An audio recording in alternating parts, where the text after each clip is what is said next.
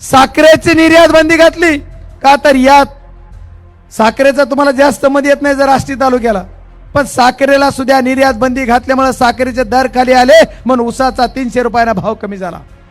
या मतदारसंघामध्ये या आम्ही जे 3 लोकप्रतिनिधी मागच्या काळात होते त्यांना माझी एकच सवाल आहे की बाबा हो, तुमच्या कारकिर्दीमध्ये तुम्ही एखादा साखर कारखाना तरी उभा केला? एकट गुराळ जमिनी मात्र इकल्या हल्ल्या काय म्हणायचं ते म्हणा, मला काय म्हणायचं, कुणी इकल्या कुणी हल्ल्या, ज्यांनी करायला त्यांना करू दिला नाहीत एखादी MIDC। पण तुम्हाला सर्वांना मी साहेबाच्या समोर पण त्या दिवशी सांगितलंय, आज पण सर्वांना संबोधित करण्याला सांगतो, आष्टी विधानसभा मतदारसंघामध्ये साहेबांच्या परवानगीने मी एक नवीन साखर कारखाना उभा करणार असा शब्द तुम्हाला त्या दिवशी दिला।